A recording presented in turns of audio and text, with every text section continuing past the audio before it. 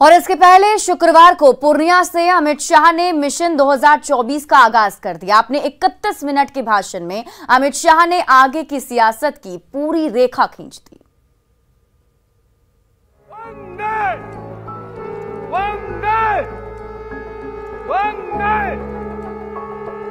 एक बार जोरदार तालियों के साथ इन महिलाओं के शंखनाद के साथ ही मिशन 2024 का आगाज सीमांचल की धरती से हो गया।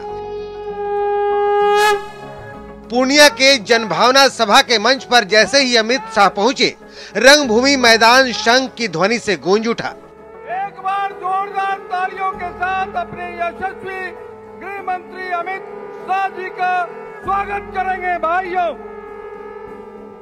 मंच पर मौजूद बीजेपी नेताओं ने गदा देकर गृह मंत्री का स्वागत किया। साथ ही फूलों से बनी भारत के मानचित्र की माला और एक बड़ी सी मखान। PMEGP योजना के तहत 10 लाख लोन लेकर क्या अपना खुद का बिजनेस शुरू करना चाहते हो? इसे लेने के सीक्रेट्स को जानना चाहते हो? तो फ्रीडम ऐप को अभी डाउनलोड कीजिए। की माला पहनाई गई।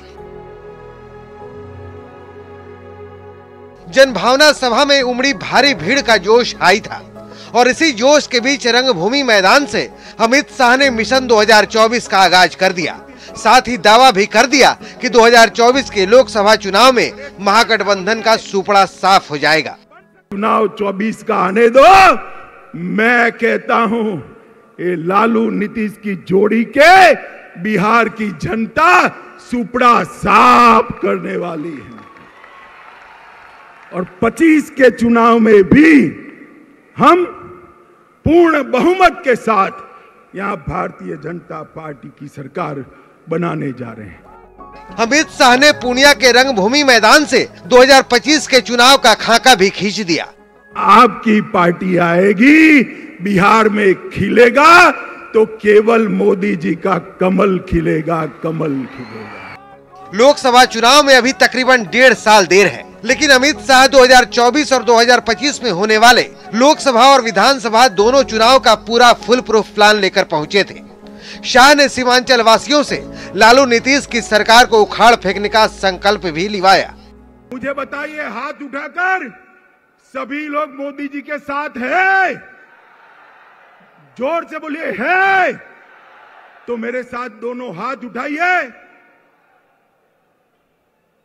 24 के चुनाव में लालू नीतीश का सुपड़ा साफ करने का संकल्प का मुट्ठी भींचिए और प्रचंड आवाज से बोलिए, भारत माता की, भारत माता की, भारत माता की। बिहार में जेडीयू से नाता टूटने और सत्ता पलटने के बाद बिहार में बीजेपी की यह पहली बड़ी रैली थी, जिसमें अमित शाह ने लालू नीतीश की सरकार पर आक्रमण कर आगे की रणनीतियों की लकीर खींच दी। न्यूज़ 18 के लिए पूर्णिया से कुमार प्रवीण और आनंद अमृतराज की रिपोर्ट। अमित शाह ने सीएम नीतीश कुमार पर प्रधानमंत्री बनने के लिए आरजेडी के साथ जाने का आरोप लगाया, जिसका जवाब जेडीयू अध्यक्ष ललन सिंह ने दिया है। और अब फिर से प्रधानमंत्री बनने की लालसा में वो फिर से बीजेपी को धोखा देकर लालू जी के पास चले गए हैं। मित्रों, मैं आज इस विराट सभा से लालू जी और नीतीश जी दोनों को कहना चाहता हूं कि आप जो ये दल बदल कर रहे हो ना बार बार, वो धोखा किसी पार्टी के साथ नहीं है, मोदी जी के साथ नहीं है। ये धोखा बिहार के जनादेश के साथ है, बिहार की जनता के साथ है। कुमार कभी पीएम के उम्मीदवार नहीं है। ये बार बार हम लोगों ने कहा कि नीतीश कुमार जी प्रधानमंत्री के उम्मीदवार नहीं है, विपक्षी एकता के सूत्रधार होना चाहते हैं और विपक्षी एकता के से ही भाजपा मुक्त भारत का निर्माण होगा और उस मुहिम में आप लगे हुए हैं। सीमांचल में कुछ बड़ी समस्याएं हैं जिस पर अमित शाह ने तो कुछ नहीं कहा, लेकिन बीजेपी के बाकी नेताओं ने पुरजोर तरीके से उसे उठाया। क्या है वो समस्याएं, आप भी जान लीजिए। भारत माता की, भारत माता की, भारत माता की। सीमांचल की धरती से अमित शाह ने मिशन 2024 का आगाज कर दिया। सीमांचल वो इलाका है जो नेपाल और बांग्लादेश के अंतर्राष्ट्रीय सीमा से जुड़ता है।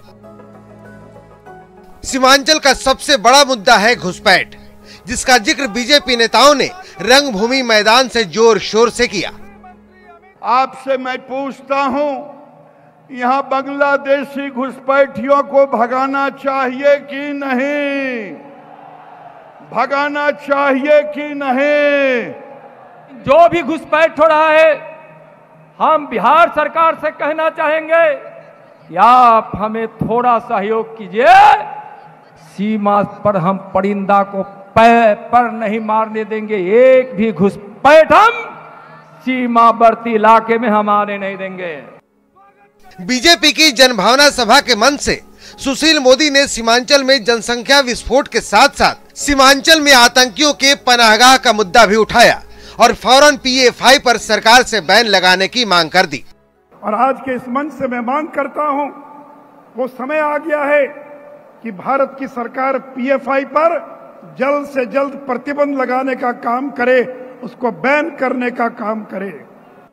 दरअसल बीजेपी सीमांचल में घुसपैठ का मुद्दा उठाती रही है, देश के लिए खतरा बताती रही है। सुरक्षा के लिहाज से सीमांचल जितना संवेदनशील इलाका है, ठीक उसी तरह सियासत के लिए भी ये इलाका बेहद संवेदनशील है। न्यूज़ 18 के लिए पूर्णिया से कुमार प्रवीण और आनंद अमृतराज की रिपोर्ट।